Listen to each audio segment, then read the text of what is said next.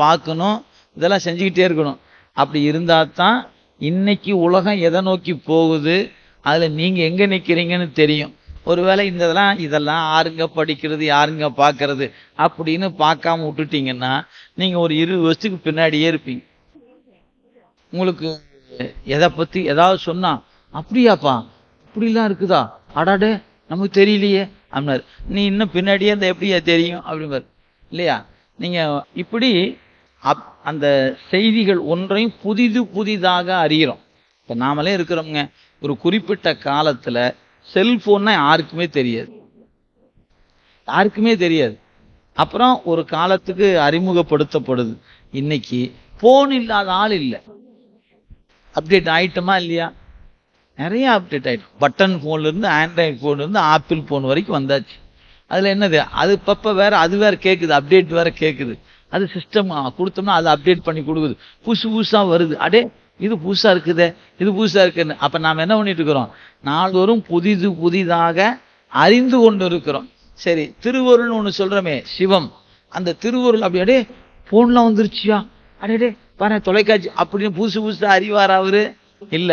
ஏன், இந்த டெக்னாலஜிலாம் அவர்கிட்ட இருந்து வர்றதுதான். எனவே அவருக்கு இதெல்லாம் புதிதாக எந்த ஒன்றையும் அறிய வேண்டிய தேவையோ அறிய வேண்டிய அவசியமோ அவருக்கு இல்லை. அதனால இறைவனுக்கு என்ன பேரு, அறிந்தாங்கு அறிபவன் என்று பெயர். அவனுடைய அறிவு நிறை அறிவு, குறை அறிவு கிடையாது. நம்ம அறிவு குறை அறிவு.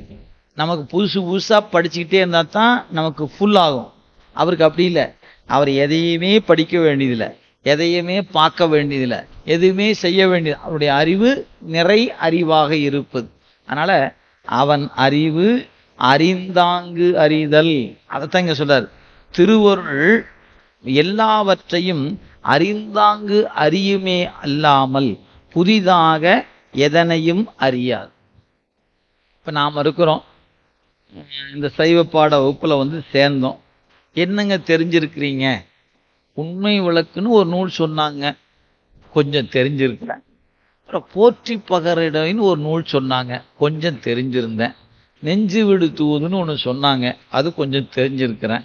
திருவருட்பயன் படிச்சுக்கிட்டு இருக்கிறேன். இது நான் அறிந்திருப்பது. என்ன அறிய போறீங்க? அடுத்து என்னமோ சிவப்பிரகாசன்னு சொல்றாங்க, அப்புறம் சிவஞான போதன்னு ஒன்று சொல்றாங்க. இந்த 2 நூல் நடத்துவாங்களாம். அதை 2 பத்தி தெரிய போகுது. இப்ப நான் இப்ப எப்படி இருக்கேன்னு கேட்டா, அறிந்தது அப்படின்னு வச்சுட்டா 3 நூல் முழுசா அறிஞ்சிருக்கிறேன், 4வது நூலை அறிந்துகிட்டு இருக்கிறேன், இன்னும் 5, 6 அறிய போறேன். இப்ப எனக்கு அப்டேட் உண்டு, நான் அறிய வேண்டிய நூல் உண்டு. அந்த மாதிரி திருவருள் சிவம் நான் இப்பதான் அப்டேட் பண்ணிட்டு இருக்கிறேன். பொறுமையா இரு, உனக்கு உன்னுடைய இதெல்லாம் இன்னும் அப்டேட் ஆகல அப்படின்னு சிவபெருமான் சொன்னார்னா என்னத்துக்காரு? சாமி அப்படின்னு சீட்டு எழுதி 4 நட்சத்திரம்லாம் போட்டு அர்ச்சனை பண்ணி கொடுத்தோம்னா சீட்டை வாங்கி சாமி பார்க்கறாரு, இருப்பா அப்டேட் ஆகாம இருக்குதுப்பா அப்படின்னு சொல்லிட்டு இருந்தாருன்னா என்னத்துக்காகிறது இல்லையா? அப்படிலாம் இல்லை. ஏன், அவன் புதிதாக எந்த ஒன்றையும் அறிய வேண்டிய தேவை இல்லாதவன். அவனுக்கு பேர் தான்